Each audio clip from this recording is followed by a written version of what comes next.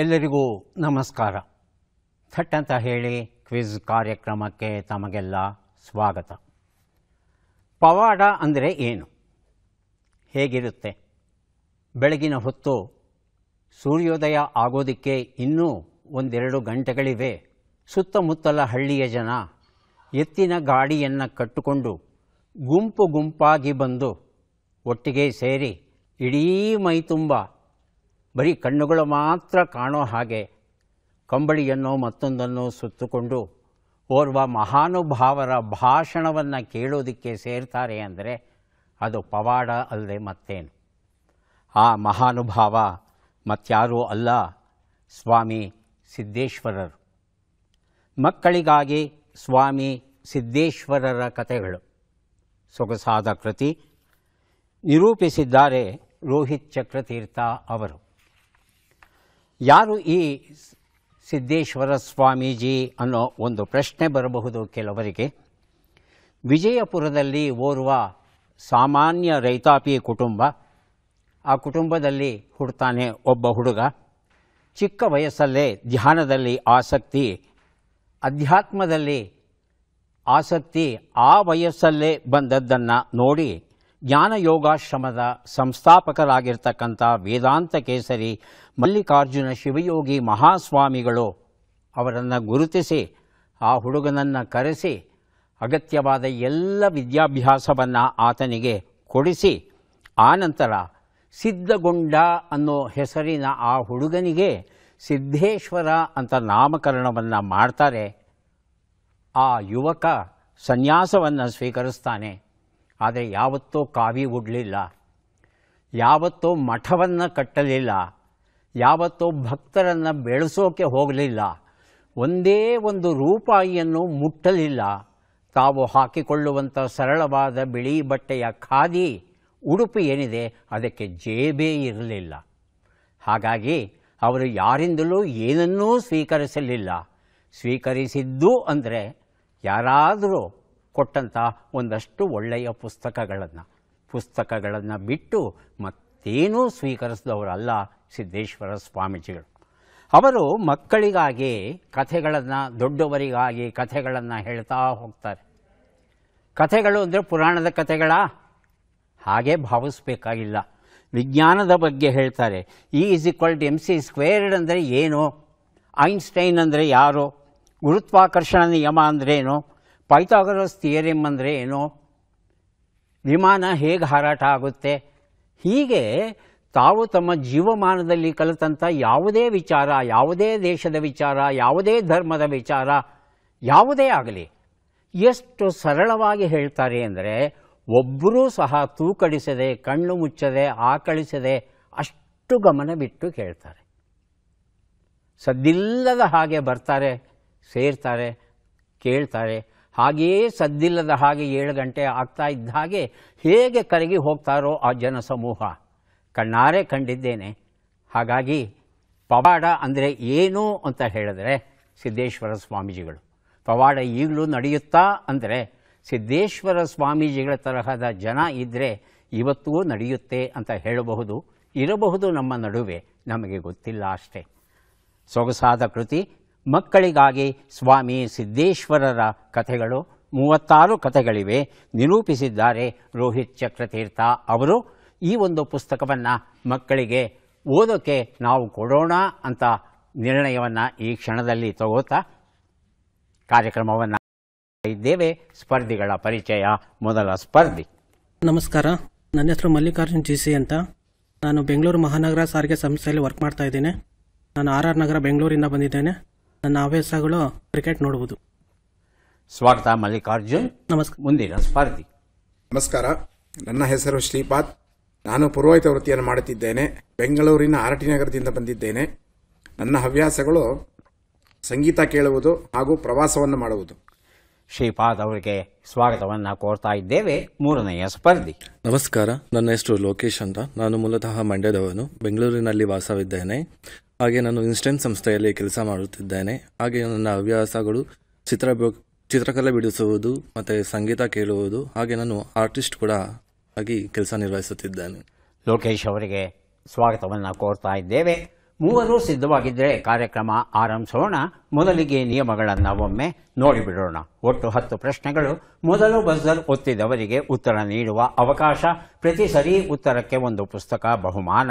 ಆಯ್ಕೆಗಳು ಬರುವ ಮೊದಲೇ ಬಜರ್ ಒತ್ತಿ ಸರಿ ಉತ್ತರ ನೀಡಿದರೆ 2 ಪುಸ್ತಕ ಬಹುಮಾನ. 100 ಅಂಕ ಗಳಿಸಿದವರಿಗೆ ಒಂದು ಪುಸ್ತಕ. ವಿಶೇಷ ಬಹುಮಾನ. ನಕಾರಾತ್ಮಕ ತಂತ್ರಗಳಿಗೆ ಅವಕಾಶವಿಲ್ಲ. ಕಾರ್ಯಕ್ರಮದ ಮೊದಲ ಪುಸ್ತಕ, ಮೊದಲ ಪ್ರಶ್ನೆಯನ್ನು ನೋಡೋಣ. ಶ್ರೀ ಪರಶುರಾಮ ವೇದಕಾಲೀನ ಕಾದಂಬರಿ. ಸಮೇತನಹಳ್ಳಿ ರಾಮರಾಯ ಬರೆದಂಥ ಸೊಗಸಾದ ಕೃತಿ. ಪ್ರಶ್ನೆ: ಕರ್ನಾಟಕ ಸರ್ಕಾರದ 7ನೇ ಆಯೋಗದ ಅನ್ವಯ ನಿವೃತ್ತ ಸರ್ಕಾರಿ ನೌಕರರಿಗೆ ಪ್ರತಿಶತ ಎಷ್ಟು ಹಣವು ದೊರೆಯಲಿದೆ? ಆಯ್ಕೆಗಳನ್ನು ನೋಡೋಣ. 38.5, 28.5, 58.5, 48.5. ಮೊದಲಿಗೆ ಲೋಕೇಶ್, ಆನಂತರ ಮಲ್ಲಿಕಾರ್ಜುನ್. 38.5. ಮಲ್ಲಿಕಾರ್ಜುನ್ 58.5. ಆಯ್ಕೆ 3. ಉತ್ತರವನ್ನು ನೋಡೋಣ. 58.5 ಉತ್ತರ ಸರಿಯಾಗಿದೆ. ಶ್ರೀ ಪರಶುರಾಮ ಈ ಒಂದು ಕಾದಂಬರಿ ಪುಸ್ತಕವನ್ನು ಮಲ್ಲಿಕಾರ್ಜುನ್ ಅವರಿಗೆ ಕೊಟ್ಟಿದ್ದೇವೆ. ಆಗಸ್ಟ್ 1ರಿಂದ ಜಾರಿಯಾಗ್ತಾ ಇದೆ. ಅತ್ಯಂತ ಕನಿಷ್ಠ ಪಿಂಚಣಿ ತಗೊಳ್ತಾ ಇರೋ ಜನ ಅಂತ ಹೇಳ್ತಂದ್ರೆ ಅವರು ತಿಂಗಳಿಗೆ 8,500 ರೂಪಾಯಿಗಳ ಪಿಂಚಣಿ ಪಡೀತಾರೆ. ಅವರು ಈಗ 13,500 ರೂಪಾಯಿಗಳ ಪಿಂಚಣಿಯನ್ನು ಪಡೆಯೋಕ್ಕೆ ಸಾಧ್ಯ ಇದೆ ಈ ಒಂದು ಆಯೋಗದಿಂದ. ಗರಿಷ್ಠ ಪಿಂಚಣಿ ಇದುವರೆಗೂ ತಗೋತಾ ಇದ್ದವರು 75,300 ರೂಪಾಯಿಗಳು.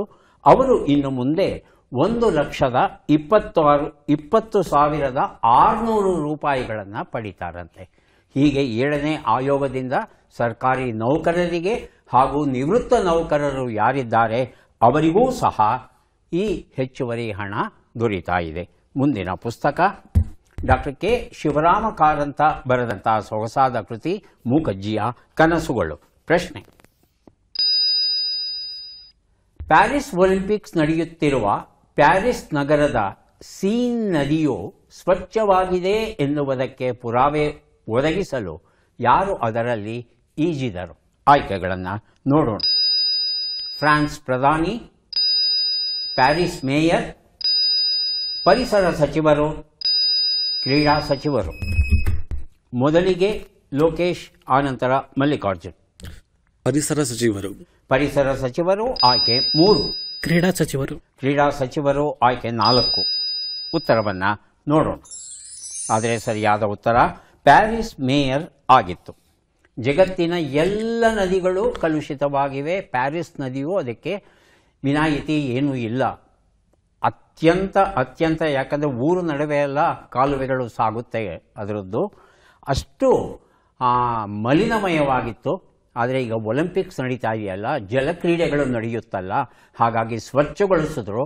ಆದರೆ ಸ್ವಚ್ಛವಾಗಿದೆ ಅನ್ನೋದಕ್ಕೆ ಪುರಾವೆ ಏನು ಅಂತ ಜನ ಕೇಳೋಕ್ಕೆ ಶುರು ಮಾಡಿದಾಗ ಆ ಪ್ಯಾರಿಸ್ ನಗರದ ಮೇಯರ್ ಇದ್ದಾರಲ್ಲ, ಅನ್ನೆ ಹಿಡಾಲ್ಗೋ ಅಂತಕ್ಕಂಥ ಈ ಮಹಿಳೆ ತಾನೇ ಇಳಿದು ಸುಮಾರು 100 ಮೀಟರ್ ಈಜಿದಂತೆ ಆ ನೀರಲ್ಲಿ ಈಜಿ ಹೊರಗಡೆ ಬಂದಿದ್ದಾರೆ.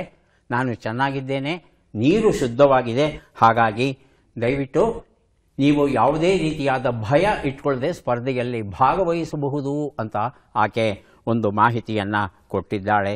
ಯಾಕಂದರೆ ಅಲ್ಲಿ ಈ ಕೋಲೈ ಅಂತಕ್ಕಂಥ ಒಂದು ಮಾರಕ ಬ್ಯಾಕ್ಟೀರಿಯಾ ಆ ನೀರಲ್ಲಿ ಇತ್ತು ಅಂತ ಅನೇಕ ಪರೀಕ್ಷೆಗಳು ಆ ಪುರಾವೆಯನ್ನು ಒದಗಿಸಿದ್ವು.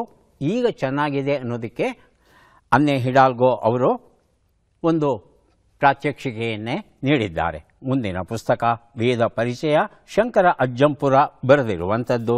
ನಮ್ಮ ಪ್ರಶ್ನೆ: ಆನಂದ ವಿವಾಹ ಕಾಯಿದೆ, ಆನಂದ್ ಮ್ಯಾರೇಜ್ ಆಕ್ಟ್ ಯಾವ ಧರ್ಮಕ್ಕೆ ಸಂಬಂಧಪಟ್ಟಿದೆ? ಆಯ್ಕೆಗಳನ್ನು ನೋಡೋಣ. ಸಿಖ್, ಜೈನ, ಯಹೂದಿ, ಪಾರಸಿ. ಮೊದಲಿಗೆ ಮಲ್ಲಿಕಾರ್ಜುನ್, ಆನಂತರ ಲೋಕೇಶ್. ಜೈನ. ಜೈನ ಆಯ್ಕೆ 2. ಲೋಕೇಶ್. ಸಿಖ್. ಸಿಖ್ ಆಯ್ಕೆ 1. ಉತ್ತರವನ್ನು ನೋಡೋಣ. ಸಿಖ್ ಧರ್ಮ ಉತ್ತರ ಸರಿಯಾಗಿದೆ. ವೇದ ಪರಿಚಯ ಈ ಪುಸ್ತಕವನ್ನು ಲೋಕೇಶ್ ಅವರಿಗೆ ಕೊಟ್ಟಿದ್ದೇವೆ. ಸಿಖ್ ಧಾರ್ಮಿಕ ವಿವಾಹ ಇದೆಯಲ್ಲ, ಆ ವಿವಾಹಕ್ಕೆ ಒಂದು ಚೌಕಟ್ಟನ್ನು ಹಾಕಬೇಕು. ಇದಕ್ಕೆ ಬ್ರಿಟಿಷರು ಮೊದಲ ಬಾರಿಗೆ ಯೋಚನೆ ಮಾಡಿ 1909ರಲ್ಲಿ ಅವರು ಒಂದು ಕಾನೂನನ್ನು ಜಾರಿಗೆ ತರ್ತಾರೆ. ಅದು ಆನಂದ ವಿವಾಹ ಕಾಯಿದೆ ಅಂತ ಅದು ಹೆಸರನ್ನು ಗಳಿಸುತ್ತೆ. ಆದರೆ ಅದರಲ್ಲಿ ಇರತಕ್ಕಂಥ ಕೆಲವು ಲೋಪದೋಷಗಳನ್ನೆಲ್ಲ ಮನಗಂಡು ನಮ್ಮ ಭಾರತ ಸರ್ಕಾರ 2012ರಲ್ಲಿ ಆನಂದ್ ಮ್ಯಾರೇಜ್ ಅಮೆಂಡ್ಮೆಂಟ್ ಬಿಲ್ ಅಂತ ತರುತ್ತೆ. ಅದು ಬಿಲ್ ತರುತ್ತೆ ಹೊರತು ಆ್ಯಕ್ಟ್ನ ತರಲ್ಲ. ಬಿಲ್ನ ತಂದು ಆಯಾ ರಾಜ್ಯಗಳಿಗೆ ಹೇಳುತ್ತೆ, ನಿಮಗೆ ಬೇಕಾದಂಥ ಸಣ್ಣ ಪುಟ್ಟ ಬದಲಾವಣೆಗಳನ್ನು ಮಾಡಿಕೊಂಡು ಇದನ್ನು ಕಾನೂನಾಗಿ ಪರಿವರ್ತಿಸಿ ನಿಮ್ಮ ರಾಜ್ಯದಲ್ಲಿ ನೀವು ಜಾರಿಗೆ ತರಬಹುದು ಅಂತ ಹೇಳ್ತಾರೆ. ಹಾಗಾಗಿ ಈಗ ಸದ್ಯಕ್ಕೆ ಈ ಒಂದು ಕಾಯ್ದೆ ಏನಿದೆ, ಆನಂದ್ ಮ್ಯಾನೇಜ್ಮೆಂಟ್ ಅಮೆಂಡ್ಮೆಂಟ್ ಬಿಲ್ ಅನ್ನೋದು ಅದೇ ಕಾಯ್ದೆ ಆಗಿ ಪರಿವರ್ತನೆ ಆಗಿದೆ ಹಲವು ರಾಜ್ಯಗಳಲ್ಲಿ. ಮುಂದಿನ ಪುಸ್ತಕ ಮತ್ತು ಪ್ರಶ್ನೆ ಭೂತಾಯಿ. ಸಂಪಾದಕರು KV ಲಕ್ಷ್ಮಣಮೂರ್ತಿ, ಡಾಕ್ಟರ್ ಪ್ರೀತಿ ಅಶೋಕ್ ಹಾಗೂ ನಾಗರತ್ನ S ಹಿರೇಮಠ್. ಪ್ರಶ್ನೆ: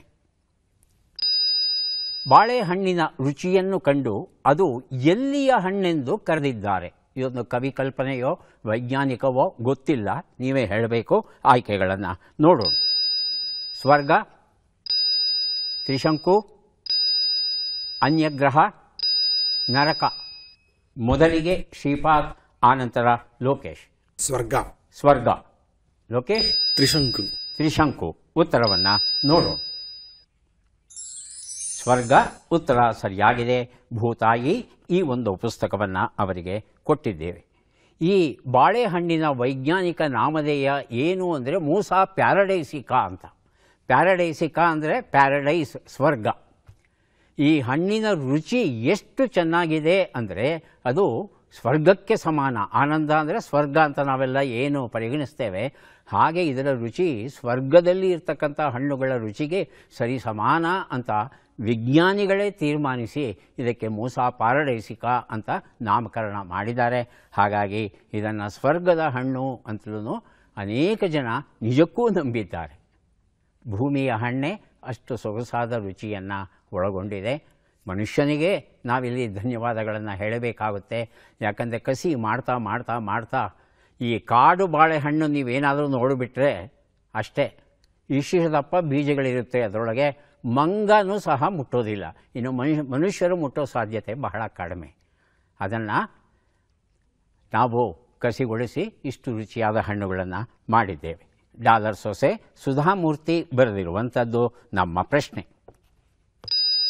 ಬಿಟ್ಟ ಅಕ್ಷರಗಳನ್ನು ತುಂಬಿ. ಅ ಘ ಗ ನು ತ ಸಿ. ಬಜ್ಜರಾಗಲೇ ಒತ್ತಿದ್ದಾರೆ ಲೋಕೇಶ್. ಅಪಘಾತಗಳನ್ನು ತಪ್ಪಿಸಿ. ಅಪಘಾತಗಳನ್ನು ತಪ್ಪಿಸಿ. ಹೌದಾ ಶ್ರೀಪಾದ್? ಮಲ್ಲಿಕಾರ್ಜುನ್? ಹೌದು ಸರ್.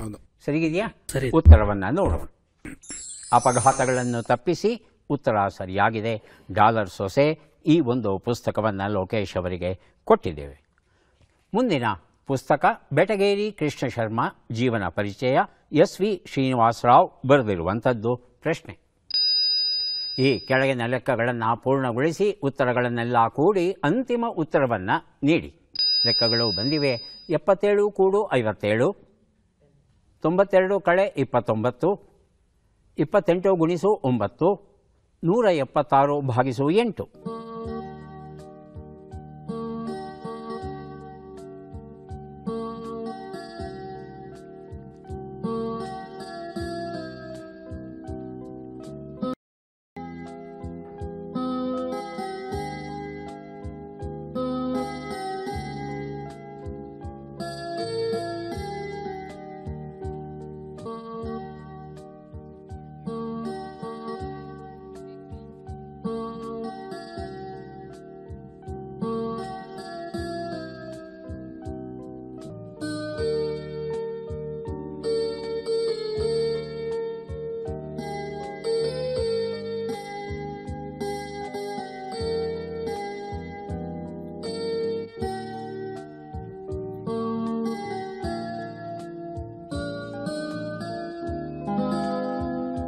ಶ್ರೀಪಾದ್ ಅಂತಿಮ ಉತ್ತರ 65. 4, 6, 5. ಆಯ್ತು. ಮಲ್ಲಿಕಾರ್ಜುನ್ ಹಾಗೂ ಲೋಕೇಶ್ ಲೆಕ್ಕ ಪೂರ್ಣವಾಗಿದ್ದರೆ ಬಸವರತಿ ಉತ್ತರ ಕೊಡಿ, ಇಲ್ಲಾಂದರೆ ಶ್ರೀಪಾದ್ ಕೊಟ್ಟಂಥ ಉತ್ತರ ಸರಿಯಾ ನೋಡಬೇಕಾಗುತ್ತೆ. ಲೋಕೇಶ್ 455. 4, 5, 5 ಉತ್ತರವನ್ನು ನೋಡ್ತಾ ಹೋಗೋಣ. ಒಂದು ಉತ್ತರ 134, 63, 252, 22 ಎಲ್ಲವನ್ನ ಕೂಡಿದ್ರೆ 471 ಬಂದಿದೆ. ಈ ಉತ್ತರವನ್ನು ಯಾರೂ ಕೊಟ್ಟಿಲ್ಲ. ಮನದ ಹನಿಗಳು ಎನ್ನುವ ಪುಸ್ತಕ ಕೆ.ಎ. ಸುಜಾತ ಲಕ್ಷ್ಮಮ್ಮ ಬರೆದಿರುವಂಥದ್ದು. ಹನಿಗವನಗಳ ಈ ಪುಸ್ತಕ ಈಗ ಕೊಡ್ತಾ ಇದ್ದೇವೆ. ನಮ್ಮ ಪ್ರಶ್ನೆ, ಆಟಗಾರ್ತಿಯನ್ನು ಗುರುತಿಸಿ. ಚಿತ್ರವನ್ನು ನೋಡೋಣ.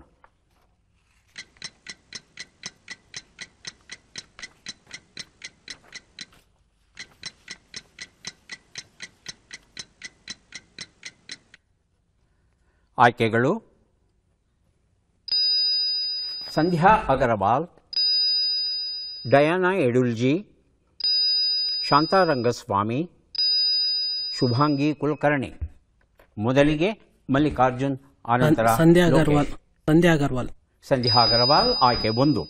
ಲೋಕೇಶ್ ಡಯಾನಾ ಎಡ್ಜುಲ್ಜಿ. ಡಯಾನಾ ಎಡುಲ್ಜಿ ಉತ್ತರವನ್ನು ನೋಡೋಣ. ಆದರೆ ಸರಿಯಾದ ಉತ್ತರ ಶಾಂತಾರಂಗಸ್ವಾಮಿ ಆಗಿತ್ತು. ಕರ್ನಾಟಕದವರು. 1976ರಿಂದ 1991ರವರೆಗೆ ಇವರು ಭಾರತವನ್ನು ಅಂತಾರಾಷ್ಟ್ರೀಯ ಕ್ರಿಕೆಟಲ್ಲಿ ಪ್ರತಿನಿಧಿಸ್ತಾರೆ. ಇವರು ಮೂಲತಃ ಆಲ್ರೌಂಡ್ ಆಟಗಾರ್ತಿ. 16 ಟೆಸ್ಟ್ಗಳಲ್ಲಿ 750 ರನ್ನುಗಳನ್ನು ಗಳಿಸಿ, ಹಾಗೆಯೇ ಬೌಲಿಂಗನ್ನು ಮಾಡಿ 21 ವಿಕೆಟ್ಗಳನ್ನು ಗಳಿಸಿದ್ದಾರೆ. ಹಾಗೆಯೇ 287 ಒಂದು ದಿನದ ಆಟದಲ್ಲಿ ಅವರು 12 ವಿಕೆಟನ್ನು ಗಳಿಸಿದ್ದಾರೆ. ಮುಂದಿನ ಪುಸ್ತಕ ಮತ್ತು ಪ್ರಶ್ನೆ, ಭಾರತದ ಸ್ವಾತಂತ್ರ್ಯ ಸಂಗ್ರಾಮ. ಪ್ರೊಫೆಸರ್ ಎಲ್.ಎಸ್. ಶೇಷಗಿರಿ ರಾವ್ ಅವರು ಬರೆದಂಥ ಪುಸ್ತಕ. ನಮ್ಮ ಪ್ರಶ್ನೆ, ಈ ಅಕ್ಷರಗಳನ್ನು ಸರಿಯಾಗಿ ಜೋಡಿಸಿ. ಅಕ್ಷರಗಳು: ವಿ, ಮ, ದ, ಹು, ರಂ, ನ, ಕ, ಲಿ.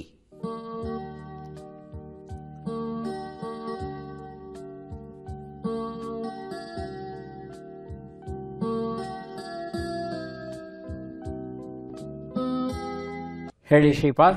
ಹೂವಿನಲ್ಲಿ ಮಕರಂದ. ಹೂವಿನಲ್ಲಿ ಮಕರಂದ. ಹೌದಾ ಮಲ್ಲಿಕಾರ್ಜುನ್? ಹೂವಿನಲ್ಲಿ ಮಕರಂದ. ಲೋಕೇಶ್ ಉತ್ತರವನ್ನು ನೋಡೋಣ. ಹೂವಿನಲ್ಲಿ ಮಕರಂದ ಉತ್ತರ ಸರಿಯಾಗಿದೆ. ಭಾರತದ ಸ್ವಾತಂತ್ರ್ಯ ಸಂಗ್ರಾಮ, ಈ ಒಂದು ಪುಸ್ತಕವನ್ನು ಕೊಟ್ಟಿದ್ದೇನೆ ಶ್ರೀಪಾದ್ ಅವರಿಗೆ. 3 ಪುಸ್ತಕ, 3 ಪ್ರಶ್ನೆ, 3 ಸುಳುಹು. ಪದಬಂಧ ಈಗ ಬಂತು. ಸುಳುಹುಗಳನ್ನು ನೋಡೋಣ. ಹೇಳಿದುದನ್ನು ಬರೆದುಕೊಳ್ಳುವುದು, ಮುತ್ತಿನಂಥ ಬಿಡಿ ಕವನ, ತೀಕ್ಷ್ಣವಾದ.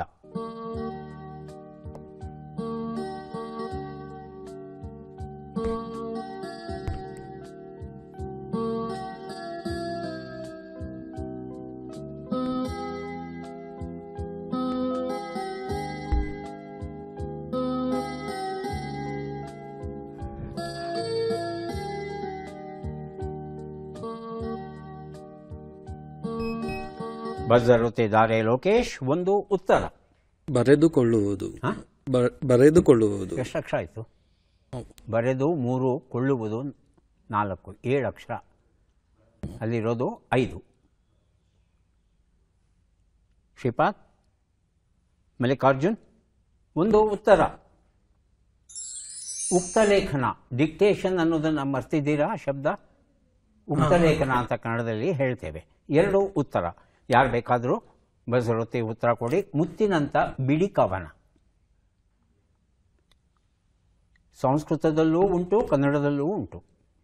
ಉತ್ತರವನ್ನು ನೋಡೋಣ. ಮುಕ್ತಕ ಅಂತ ಹೇಳ್ತೇವೆ. 3 ಉತ್ತರ. ತೀಕ್ಷ್ಣವಾದ. ಹೇಳಿ. ಲೇಖನ, ತೀಕ್ಷ್ಣವಾದ ಲೇಖನ. ಶ್ರೀಪಾದ್ ಮತ್ತು ಮಲ್ಲಿಕಾರ್ಜುನ್ ಉತ್ತರವನ್ನು ನೋಡೋಣ. ಪ್ರಖರ.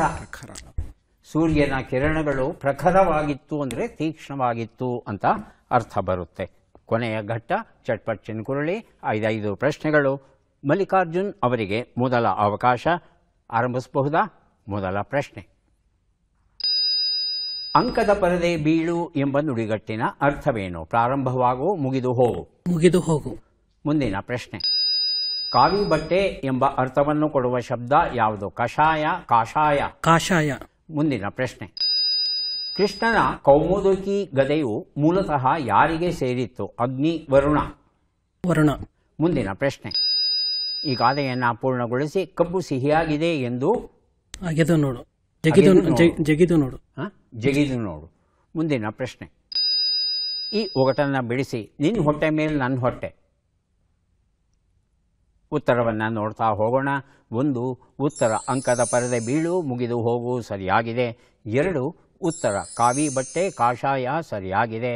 3 ಉತ್ತರ ವರುಣ ಸರಿಯಾಗಿದೆ. 4 ಉತ್ತರ ಕಬ್ಬು ಸಿಹಿಯಾಗಿದೆ ಎಂದು ಬುಡದವರೆಗೆ ತಿಂದ್ರಂತೆ. ಜನ ಒಳ್ಳೆಯವರು ಅಂತ ಹೇಳಿ ಅವರನ್ನು ದುರುಪಯೋಗ ಪಡಿಸ್ಕೋಬಾರ್ದು. 5ನೇ ಪ್ರಶ್ನೆಗೆ ಉತ್ತರ ಇದು ಬೀಸುವ ಕಲ್ಲಿನ ವರ್ಣನೆ ಆಗಿತ್ತು. 3 ಪ್ರಶ್ನೆಗಳಿಗೆ ತಾವು ಸರಿಯಾದ ಉತ್ತರ ಕೊಟ್ಟಿದ್ದೀರಿ. ಹಾಗಾಗಿ 3 ಪುಸ್ತಕಗಳನ್ನು ತಮಗೆ ಕೊಡ್ತಾ ಇದ್ದೇವೆ. ಶ್ರೀಪಾದ್, ಸಿದ್ಧವಾಗಿದ್ದೀರಾ? ಮೊದಲ ಪ್ರಶ್ನೆ. ಅಂಕುಶವನ್ನು ಹಾಕು ಎಂಬ ನುಡಿಗಟ್ಟಿನ ಅರ್ಥವೇನು? ಆಯುಧವನ್ನು ಪ್ರಯೋಗಿಸು, ತಡೆಯನ್ನು ಒಡ್ಡು. ತಡೆಯನ್ನು ಒಡ್ಡು. ಮುಂದಿನ ಪ್ರಶ್ನೆ. ಕೆಮ್ಮು, ಉಬ್ಬಸ ಎಂಬ ಅರ್ಥವನ್ನು ಕೊಡುವ ಶಬ್ದ ಯಾವುದು? ಹಾಸ, ಕಾಸ? ಕಾಸ. ಮುಂದಿನ ಪ್ರಶ್ನೆ. ವರುಣನ ಕೌಮೋದಕಿ ಖಡ್ಗವನ್ನು ಯಾರು ಕೃಷ್ಣನಿಗೆ ನೀಡಿದರು? ಅಗ್ನಿ, ವಾಯು? ವಾಯು. ಮುಂದಿನ ಪ್ರಶ್ನೆ. ಈ ಗಾದೆಯನ್ನು ಪೂರ್ಣಗೊಳಿಸಿ. ಕಮಟು ಕೊಬ್ಬರಿಗೂ. ಮುಂದಿನ ಪ್ರಶ್ನೆ. ಈ ಒಗಟನ್ನು ಬಿಡಿಸಿ. ಅಟ್ಟದ ಮೇಲೆ ಪುಟ್ಟಲಕ್ಷ್ಮಿ. ಉತ್ತರವನ್ನು ಕುಂಕುಮ. ಕುಂಕುಮ. ಉತ್ತರವನ್ನು ನೋಡ್ತಾ ಹೋಗೋಣ. 1 ಉತ್ತರ ಅಂಕುಶವನ್ನು ಹಾಕು, ತಡೆಯನ್ನು ಒಡ್ಡು ಸರಿಯಾಗಿದೆ. 2 ಉತ್ತರ ಕೆಮ್ಮು, ಉಬ್ಬಸ, ಕಾಸ ಸರಿಯಾಗಿದೆ. 3 ಉತ್ತರ ಇದನ್ನು ಅಗ್ನಿ ಕೊಡ್ತಾನೆ ಖಾಂಡವ ವನದಹನದ ಸಂದರ್ಭದಲ್ಲಿ. 4ನೇ ಪ್ರಶ್ನೆಗೆ ಉತ್ತರ ಕಮಟು ಕೊಬ್ಬರಿಗೂ ಜಿಗುಟು ಬೆಲ್ಲಕ್ಕೂ ಗಂಟು. ನಮ್ಮಲ್ಲಿ ಇದೇ ಅರ್ಥ ಕೊಡುವಂಥ ಇನ್ನೂ ಸಾಕಷ್ಟು ಗಾದೆಗಳಿವೆ. 5ನೇ ಪ್ರಶ್ನೆಗೆ ಉತ್ತರವನ್ನು ನೋಡೋಣ. ಕುಂಕುಮ ಸರಿಯಾಗಿದೆ. ಎಷ್ಟು ಸರಿ ಉತ್ತರ ಕೊಟ್ರಿ? 3 ಅಲ್ವಾ? 3 ಪುಸ್ತಕಗಳನ್ನು ತಮಗೆ ಕೊಡ್ತಾ ಇದ್ದೇವೆ. ಈಗ ಲೋಕೇಶ್ ಅವರಿಗೆ ಅವಕಾಶ ಬಂದಿದೆ. ಸಿದ್ಧವಾಗಿದ್ದೀರಾ? ಮೊದಲ ಪ್ರಶ್ನೆ. ಎಳ್ಳಷ್ಟು ಎಂಬ ನುಡಿಗಟ್ಟಿನ ಅರ್ಥವೇನು? ಅತ್ಯಲ್ಪ, ಸ್ವಲ್ಪ, ಹೆಚ್ಚಿಗೆ? ಅತ್ಯಲ್ಪ. ಮುಂದಿನ ಪ್ರಶ್ನೆ. ಕುದುರೆಯ ಸೇವಕ ಎಂಬ ಅರ್ಥವನ್ನು ಕೊಡುವ ಶಬ್ದ ಯಾವುದು? ಶೇಕ್ದಾರ, ಕಾಸ್ದಾರ? ಕಾಸ್ದಾರ. ಮುಂದಿನ ಪ್ರಶ್ನೆ. ಅರ್ಜುನನು ಭೀಷ್ಮನನ್ನು ಕೊಲ್ಲಲು ಯಾರು ನೀನು ನರಕಕ್ಕೆ ಹೋಗು ಎಂದು ಅರ್ಜುನನಿಗೆ ಶಾಪವನ್ನು ನೀಡಿದರು? ವಸುಗಳು, ಆದಿತ್ಯರು? ವಸುಗಳು. ಮುಂದಿನ ಪ್ರಶ್ನೆ. ಈ ಗಾದೆಯನ್ನು ಪೂರ್ಣಗೊಳಿಸಿ. ಕರಡಿಗೆ ಹೆದರದವನು. 5ನೇ ಪ್ರಶ್ನೆ. ಈ ಒಗಟನ್ನು ಬಿಡಿಸಿ. ಹೋಗುವಾಗ ಹೂವಿನ ತೋಟ, ಬರುವಾಗ ಬರೀ ತೋಟ. ಉತ್ತರವನ್ನು ನೋಡ್ತಾ ಹೋಗೋಣ. 1 ಉತ್ತರ ಎಳ್ಳಷ್ಟು, ಅತ್ಯಲ್ಪ ಸರಿಯಾಗಿದೆ. 3 ಉತ್ತರ ಕುದುರೆಯ ಸೇವಕ, ಕಾಸ್ದಾರ ಸರಿಯಾಗಿದೆ.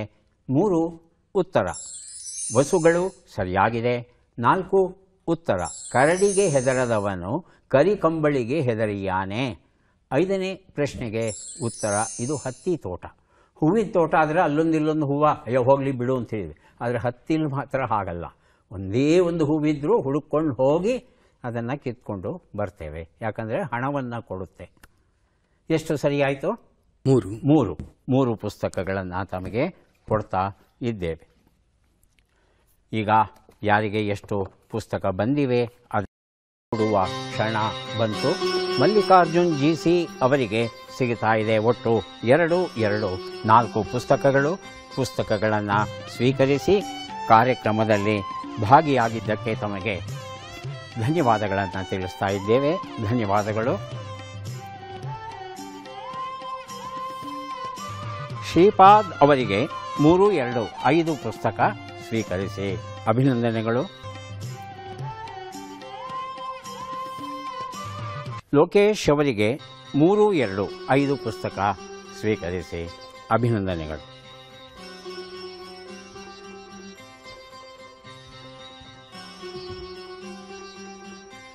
ಮಹಾಭಾರತದಲ್ಲಿ ಮತ್ಸ್ಯಗಂಧಿ ಅಂತ ಒಂದು ಪಾತ್ರ ಬರುತ್ತೆ. ಮೀನು ಹಿಡಿಯೋಳು ಆ ಮೀನಿನ ವಾಸನೆ ಎಷ್ಟು ದೂರ ಬರ್ತಾ ಇತ್ತಪ್ಪ ಅಂದರೆ 1 ಯೋಜನ ಬರ್ತಾ ಇತ್ತಂತೆ. 1 ಯೋಜನ ಅಂದರೆ 13 ಕಿಲೋಮೀಟರ್ ದೂರದವರೆಗೂ ವಾಸನೆ ಬರ್ತಾ ಇತ್ತಂತೆ. ಪಕ್ಕದ ಮನೆಯಲ್ಲಿ ಮೀನಿನ ಸಾರು ಮಾಡ್ತಾ ಇದ್ದರೆ ಅದು ಇಡೀ ಬಡಾವಣೆಗೆ ಹಬ್ಬುತ್ತೆ. ಈ ವಾಸನೆಯನ್ನು ತಡೆಗಟ್ಟೋದು ಹೇಗೆ? ಬಹಳ ಸುಲಭ. ಮೀನನ್ನು ಕೊಂಡ್ಕೊಂಬನ್ನಿ, ಒಂದು ದೊಡ್ಡ ಪಾತ್ರೆಯಲ್ಲಿ ನೀರನ್ನು ಹಾಕಿ, ಮೀನನ್ನು ಹಾಕಿ 2 ಚಮಚ ಅಡುಗೆ ಸೋಡಾ ಹಾಕಿಬಿಟ್ಟು ಕಲಿಸ್ಬಿಟ್ಟು ಅದನ್ನು ಫ್ರಿಜ್ಜಲ್ಲಿಟ್ಬಿಡಿ. 1 ಗಂಟೆ ಆದಮೇಲೆ ಹೊರಗೆ ತೆಗೆದು ಚೆನ್ನಾಗಿ ತೊಳೆದು ಹೆಚ್ಚಿ ಅಡುಗೆ ಮಾಡಿ, ವಾಸನೆ ನಿಮ್ಮ ಕೈಗೂ ಅಂಟ್ಕೊಳ್ಳಲ್ಲ, ಪಕ್ಕದ ಮನೆಗಂತೂ ಖಂಡಿತ ಹೋಗೋದಿಲ್ಲ. ಮತ್ತೆ ಭೇಟಿಯಾಗೋಣ. ನಮಸ್ಕಾರ.